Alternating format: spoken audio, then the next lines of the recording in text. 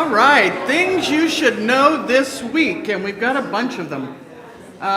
Please check the back of your bulletin. We've got a lot of things listed there. Sign up for the Halloween party if you haven't already. There will be pizza, and we're asking you to please sign up what dish you're bringing so that we don't have 76 pans of brownies. Please silence all your electronics as we get ready to enter into sacred space. Community outreach is collecting the new toys for Jesse's Toy Box for the last time today. So if you brought toys, please get those in. Annie wants you to know that Pathways will be November 16th after the service. If you're considering becoming a member, you want to sign up for Pathways and join us. It's a brief class and you can find out all about UCOV. Pat Wellington asked I tell you about our art journaling class, November 7th and 21st, 12:30 to 2:30. There's only 9 spots. I'm going to be teaching art journaling. So if you're interested, sign up and we'll let you know what you need to bring. Social Justice, Anna Dralio says, is having a meeting after the service. Anna, raise your hand for the people who don't know you. She's here somewhere. There she is in the back. So please see her after the service if you want to attend the social justice meeting. Pam Palmer says, Thanksgiving dinner at Cafe Venice. Please tell her today if you have not already signed up and you want to go so she can make sure there are enough tables. Pam, raise a hand. That's Pam. Anybody's welcome, so please just let her know. After the service today, we have all the goodies out there on the tables. A big part of Diwali is sharing the sweetness. Please stop by, take a little selection of stuff home if you don't want it right now. Even if you didn't bring something, please stop by. It's a big part of the holiday. Grab yourself something sweet. And I think that's all I got today.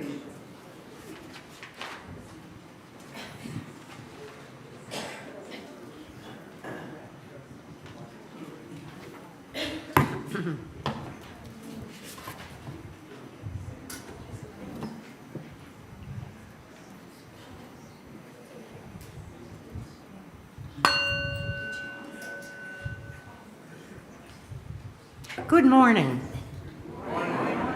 And welcome to the Unitarian Universalist Church Congregation of Venice, which we typically call UCOV. Today we celebrate Diwali. You may not have heard of it, I never did. Diwali is a festival of lights when lamps are kindled to remind us that goodness, truth, and compassion have more power than fear or cruelty or greed. Every flame we light is a small act of faith, that the light will return even when the night feels long. In Hindu tradition, Diwali marks the triumph of good over evil, of light over darkness, of hope over despair. It's a story that lives in many faiths and in the human heart itself, that love outlasts hatred, that justice will rise again, that kindness will never stop shining. Here in this Unitarian Universalist community, we come together to rekindle that hope, to remind one another that if good hasn't won yet, it simply means the story isn't finished. Today, we are part of writing the next bright chapter. So welcome this morning of light. Welcome to the company of seekers, dreamers, and doers. Welcome to this shared circle of hope. May our time together help our lamps burn a little brighter, and may we carry that light into the world.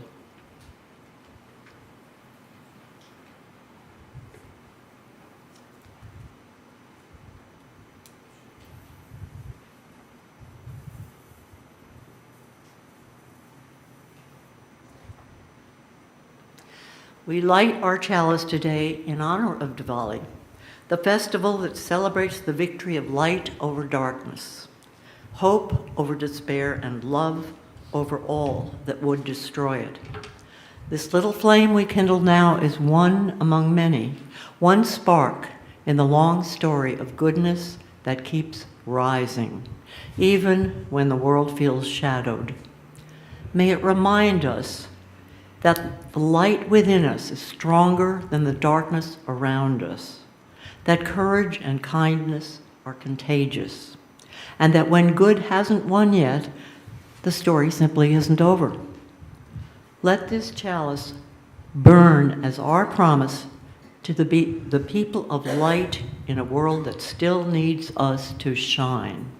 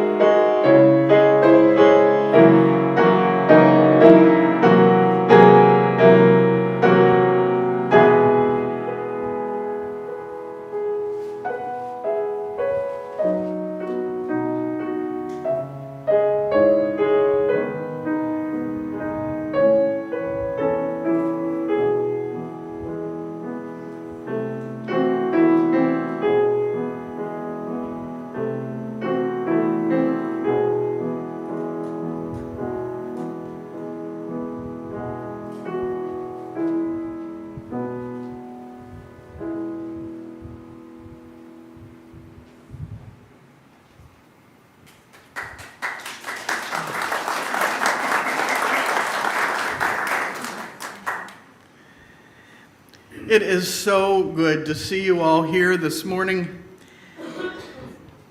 Today we gather in the glow of Diwali, the Hindu, Sikh, and Jain Festival of Lights. And whether you've celebrated it before or this is the first time you've ever heard of it, you are in the right place. This is a holiday for stories about courage and kindness, and we need that right now. It's a holiday about how the light doesn't give up even when the night feels long. It's a morning to remember that goodness may stumble, but it never falls flat. It never disappears. And if the ending isn't bright yet, then we are still somewhere in the middle of the story. So take a deep breath and put down what's heavy for a while. Look around at the people around you, friends and travelers, seekers, all of us here trying to live with open hearts. May this hour together give us a little more warmth and a little more courage, a little more light to carry out in the world. I'm glad you're here just as you are. So come and let us worship here together. And we're going to start out with our first hymn. So please rise in body or spirit and join in singing number 1018. Come and go with me. We're going to do verses 1, 2, and 4.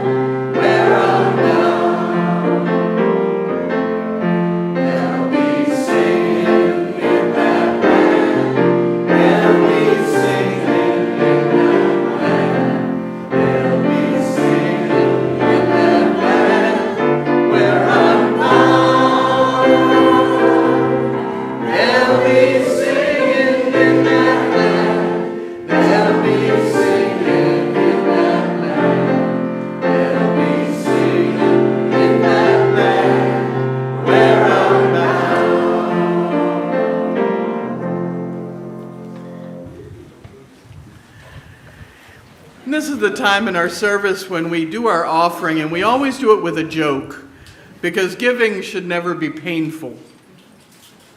So a billionaire threw a massive party for Diwali, and he invited the local UU minister and the board of trustees from his church. The church was struggling, and they agreed to attend the party in hopes of cultivating a donation. During the party, the billionaire grabbed the mic and announced to his guest, "In my swimming pool, I have 2 very hungry great white sharks. And I am offering $1 million to anyone who swims across the pool." And for a moment, no one moves, and then suddenly there's a massive splash. And in the pool, the UU minister is swimming as fast as he can. And he swims frantically, and the board's behind him, cheering him on, "Go, go, go." And he makes it to the other side, and the jaws are snapping, but he gets out. And the billionaire grabs the mic and he says, "I am a man of my word. You made it. $1 million is yours for the asking."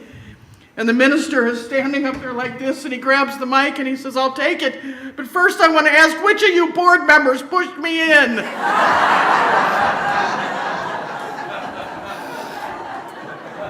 I love y'all, but I'm letting no one behind me if there are sharks. This morning's offering will now be given and gratefully received.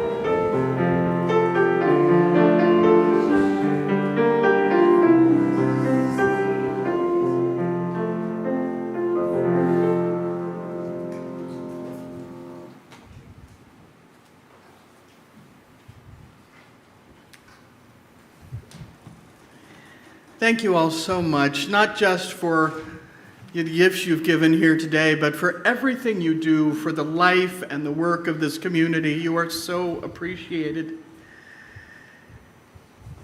It matters because we come together here as a community of human hands and human hearts to be with each other through life's sorrows and to celebrate life's joys. If you have something to share with the entire group, please raise a hand, and someone, Tony and Tom, will bring you a microphone. If you're new here, this is the time you're welcome to say hi and tell us your first names.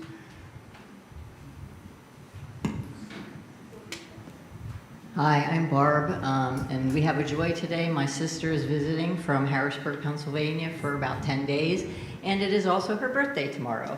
And I have to say she's my older sister.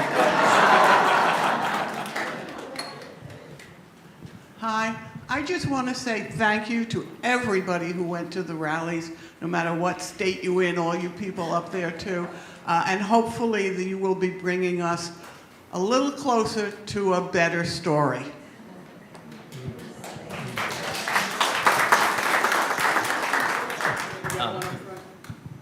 Good morning.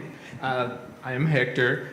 This is just a quick request for prayer. It's a sorrow for my brother-in-law. They are here for a couple of weeks, brother-in-law and sister-in-law. And he had a horrendous reaction to a Keytruda, which is an immunotherapy medication. And he's being wild for a week. But he's home here again, and will be for another 2 weeks. But his name is John MacDonald. So just send a good thought, prayer, whatever you do to the universe. Thank you.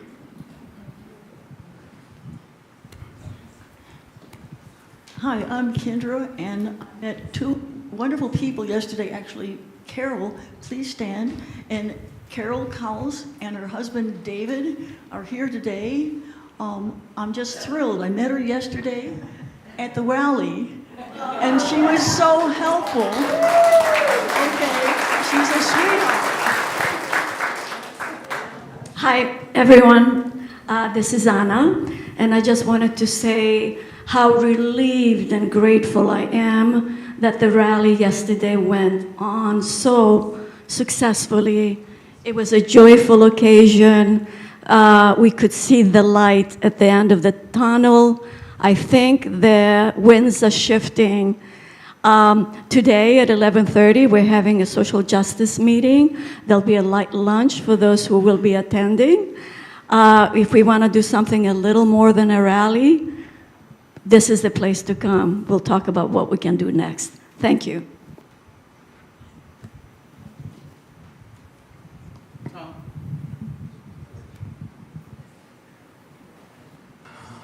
I guess I got the mic here.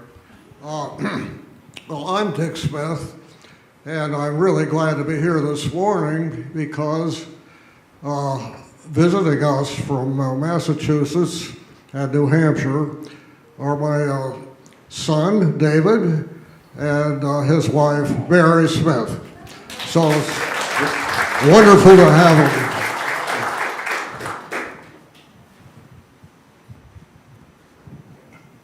Good morning. I'm Scott Smith. I'm no relation to Dick and his family, or at least not as far as I know. My wife Ann and I would like to celebrate that we've decided we know where we want to live when we grow up, and it's unfortunately not here. We've been away for the summer in Charlottesville, Virginia, trying it on for size and rented Airbnb. And we confirmed our hypothesis that that's where we want to be. It's a wonderful university town with summers that aren't as hot and long as here, and more balanced climate, and a higher probability that if you go into any random house in Charlottesville proper, Fox News is probably not playing on the television. We've really been grateful to discover UCOV in our last year here in Venice. Where we feel incredibly welcome, but we'd already started the trajectory of extricating ourselves from Florida's hot summers. And we're delighted to say that we found a wonderful UU community in Charlottesville. They're just as welcoming, just as committed to social action as you all are. They have an equally wonderful pastor who, well, he dresses more conservatively than Amy, and isn't as funny as Amy. His messages are all ring true. And so thank you again for letting us participate here for the last year. And we've found a new home in a UU community up there.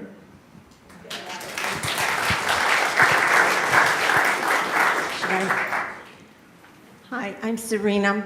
I have a couple of things to say. Number one, I want to thank Anna. What a fabulous job she did of coordinating and making this rally so hopeful and happy and funny in so many ways. It was just terrific. There were thousands of people there yesterday, way over 5,000.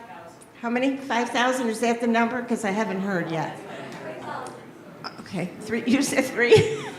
Okay, all right. But she did a great job, and the signs were unbelievable that people constructed. They were funny, and they had people who were in inflatable. I won't tell you the one that some woman was in a inflatable toilet. And guess whose head was in the bowl? Okay. I can't remember what else I was going to say. Never mind. Say that for next week.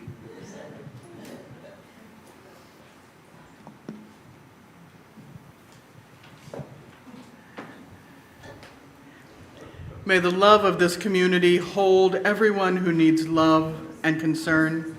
May the light of our community shine on the broken places of the world.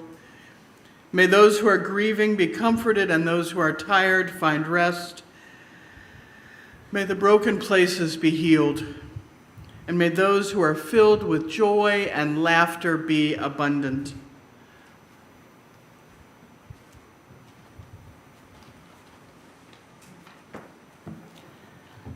From Diwali, a celebration of our inner light by Amy Balodkar, or something like that. Diwali is a time to turn inward and light the lamps of knowledge and truth in our hearts and minds so that we can dispel the forces of darkness and ignorance within us and allow our innate brilliance and goodness to shine forth. Goddess Lakshmi, the goddess of wealth, is the principal deity associated with this festival. During Diwali, we ask her for assistance in cultivating and accumulating spiritual wealth, such as compassion, forgiveness, and loving kindness. Diwali is a time to reflect on and evaluate our thoughts, our words, our actions, all over the past year. It's a time to acknowledge and to better understand our prejudices, negative behaviors, and bad habits so that we may begin the process of transforming ourselves. It's a time to discover how we can be more loving, kind, respectful, and skillful toward ourselves and others. And since all wealth, be it material or spiritual, should be shared with others who are less fortunate, Diwali is also a time to reflect on the various ways we can assist others and shine our light out into the world.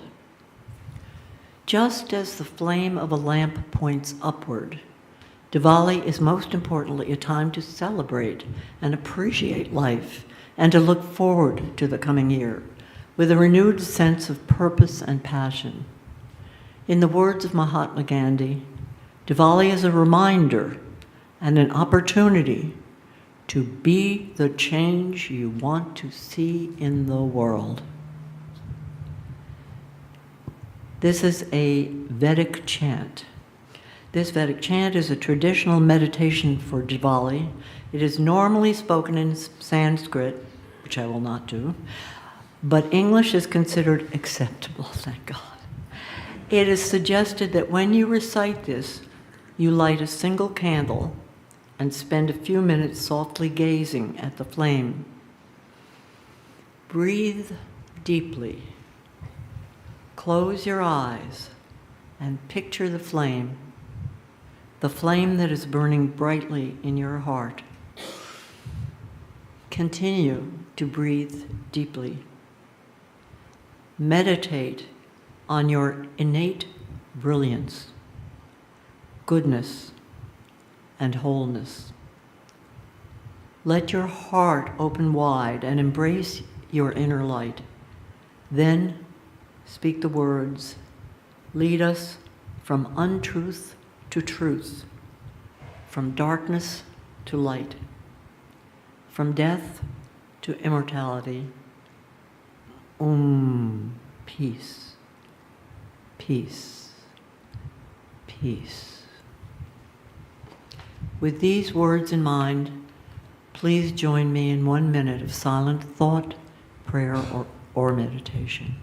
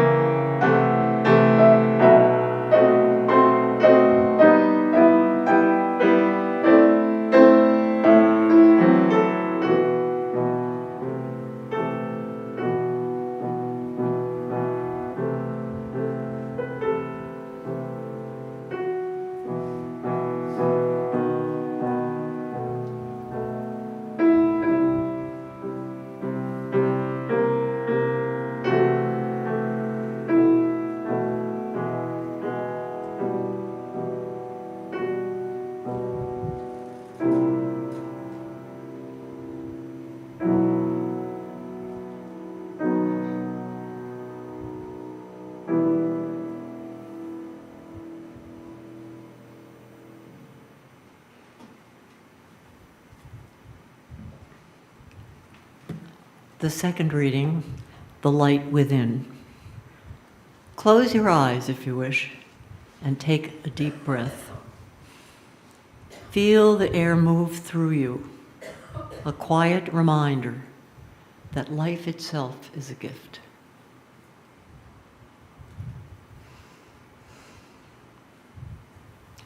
All around the world this week, people are lighting lamps for Diwali. Tiny flames against the darkness, each one saying, hope still lives here. Goodness still matters. Love still shines. There are times when our own flame feels small, when the world's trouble seems too heavy to lift. But one light is enough to begin, and when we bring our lights together, the darkness trembles. May this moment of stillness rekindle your own lamp within. May it warm your heart and remind you that goodness always rises, and that even in the darkest, deepest night, we are never without light.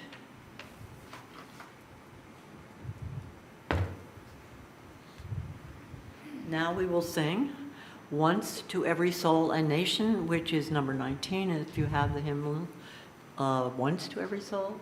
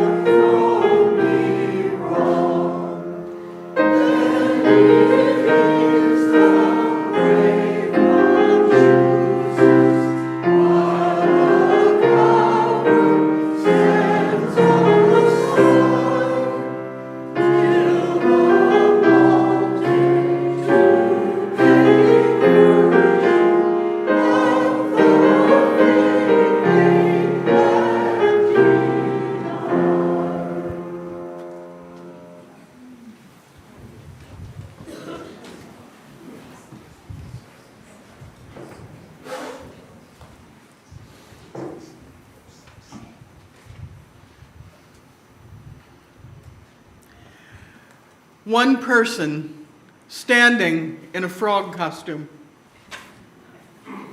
One person standing wearing a unicorn onesie. One person dressed up like a chicken. One and one and one more and one more. And suddenly we look up, and across the world yesterday there were 7 million people in the streets. 6 million of them in this country. One light, one more light, one more light.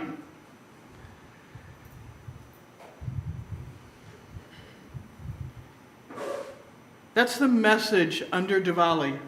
One light can light the one next to it, and the one next to it, and another, and another, and another. Diwali says, if it seems dark, it's not the end yet. Now, when I was in middle school, a beloved friend's mom used to tell me, don't worry, sweetheart. If it's not all right yet, it's not the end. And at the time, I thought this was more of this comforting, silly stuff that adults said to you when they didn't know what to say. But I came to think that she was onto something that was known to every great spiritual tradition, including the faiths that celebrate Diwali. If good didn't win yet, it's not the end yet. Diwali is one of the world's most joyful holidays. Across India and around the globe, people light oil lamps and candles. They hang strings of lights in windows, share sweets, clean and decorate their homes, exchange gifts, and tell the stories. Lights sparkle through the night to celebrate the triumph of good over evil, knowledge over ignorance, and hope over despair. But Diwali isn't just about celebration. It's about refusing to quit. It's about being stubborn.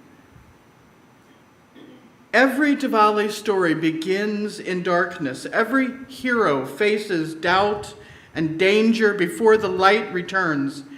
It's a holiday about resilience. Stubborn hope. It says, keep going. Your story isn't done yet. One of the most beloved stories told during Diwali is from the Ramayana, the ancient Sanskrit epic that has shaped Indian culture and spirituality for millennium. It's about this kind of stubborn refusal to quit, and the story goes something like this. The righteous Prince Rama is exiled to the forest for 14 years along with his beautiful wife Sita and his loyal brother Lakshmana. And while they are in exile, Sita is kidnapped by the demon king Ravana and taken away to his island kingdom. And Rama and his friends, including the monkey god Hanuman, journey across oceans and mountains to rescue her. And there are the standard battles and heartbreak, moments of doubt and despair. But at last, good triumphs and Ravana is defeated. Rama and Sita return home, and on the night they came home, the people of their town light thousands of lamps to guide them home through the darkness. And that night is Diwali, a celebration of light's victory, of good and justice restored. Now, in every telling of the story, the lamps mean something a little different. To some, they represent the literal joy of Rama's homecoming. In others, they're symbols of the divine light that lives in every soul, no matter how long it's been hidden by sorrow or fear. But to me, the beauty of Diwali is that it does not pretend that there is no darkness. The lamps shine because it's black, it's dark. The story of good triumphing is so powerful precisely because it acknowledges how often goodness seems to lose somewhere in the middle of the story. We all know that middle part. The time before the lamps are lit again.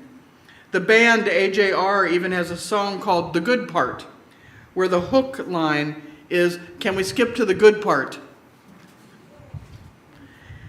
The middle of the story is where we spend most of our lives, the time of struggle, of waiting, of wondering.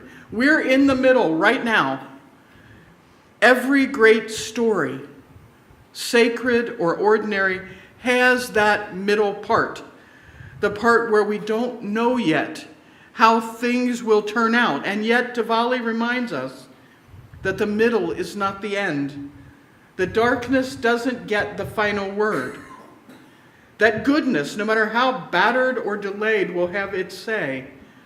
I love Terry Pratchett, who makes the point, there's always time for a last-minute save. There'll always be one more last minute, and one more, and one more. Because if the hero hasn't saved the day ain't over yet. And this is not wishful thinking. I want to be really clear about that. This is a moral and theological stance.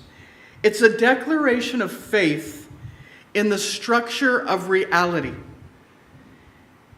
In UUism, we talk about the inherent worth and dignity possible for every person, and the interdependent web of existence and justice, equity, and compassion in human relations. Those are our ways of saying that the universe bends toward the light, that goodness has a kind of gravitational pull. And yet we live in a world that makes it hard to believe sometimes. We live in a world where greed and cruelty and injustice shout so loudly, throw their dark net so widely, that it can seem as if the light itself has been snuffed out. But every Diwali, people light those lamps again, not because the world is perfect, but because it isn't. They light lamps to say, we still believe that it can be perfect, that it can be good. We still believe that good can win. They remind each other, we will not let the darkness win by default. They light lamps to prove that there is a power in the human spirit that cannot be put out.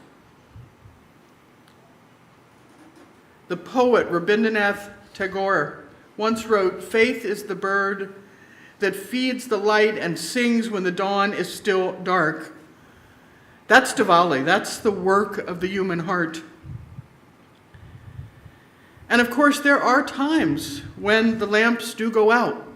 They go out down to the faintest edge. We lose people we love. We lose hope. We look around the world and we wonder what good can possibly come of what's going on in the U.S., of Gaza, of the hundreds and hundreds of other places where the darkness is out in force. And the Hindu scriptures don't deny that that darkness is there, but they insist that it is temporary. In the great cycles of time, darkness comes, but so does dawn, inevitably. In our own lives, sorrow comes, but so does joy. We're waiting and working to get to the good part. Sometimes we light our lamps for ourselves, and sometimes when our flame has burned away, someone else lights for us. That's what it means to be a community of faith. We take turns carrying the light. When your courage flickers, mine can help you. When my hope grows dim, your faith can help me remember and guide me home. The light doesn't belong to any one of us. It belongs to the circle we make together. A friend of mine once said she celebrates Diwali every time she helps someone find their way out of despair. She's a counselor in a school in Detroit where many of the students live with trauma and fear and grinding poverty. She keeps a small brass oil lamp on her desk, not because her students are Hindu, but because the lamp reminds her of her calling when a student comes in angry, frightened, broken. She looks at that lamp before she opens her mouth. She reminds herself light can return. Light always returns. Sometimes it's just a spark, but sometimes it's a blaze of laughter and courage. But every time she sees that goodness wins if you give it time and attention. And that's what Diwali invites us all to do, to find the lamps in our stories, to tend to them with care.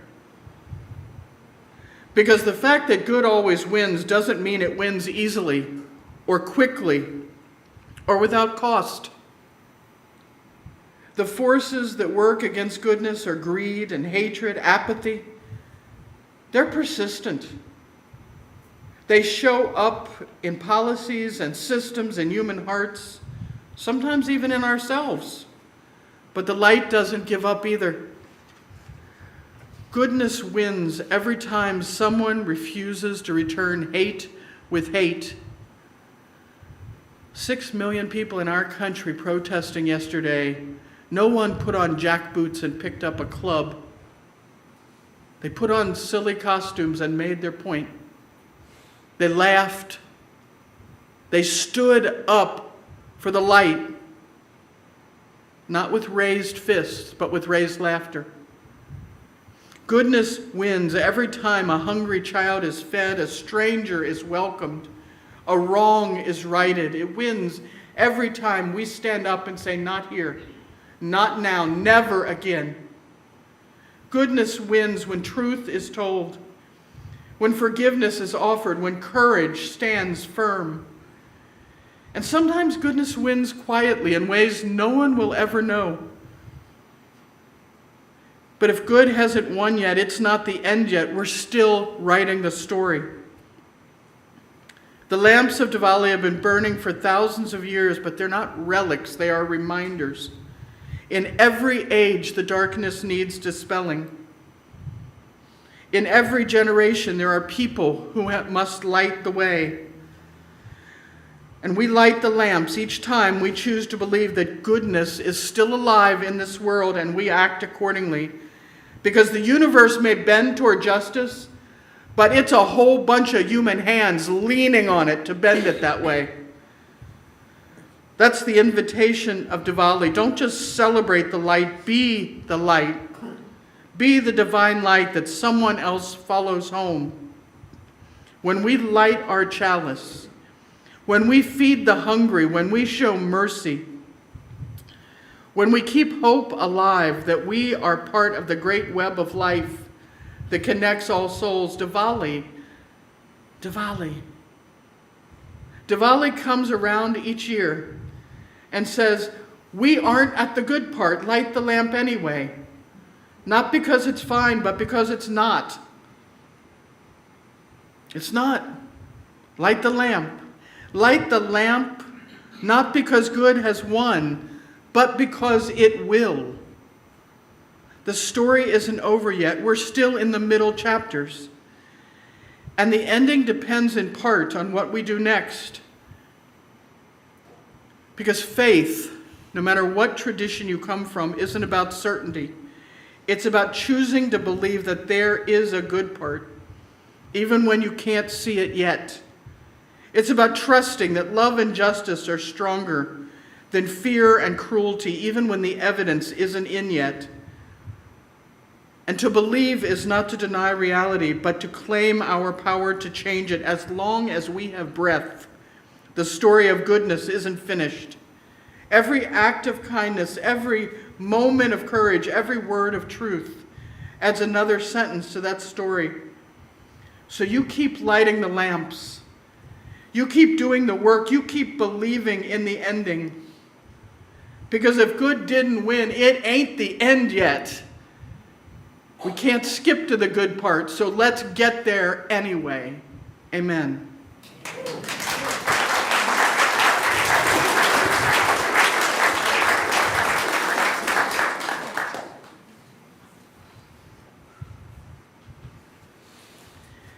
As we extinguish this flame and go forth from this place, may the light of Diwali go with us, not in candles or lamps, but in the way we live and love. Please rise in body or spirit and join in singing our closing hymn this week, number 121, We'll Build a Land, verses 1, 2, and 4.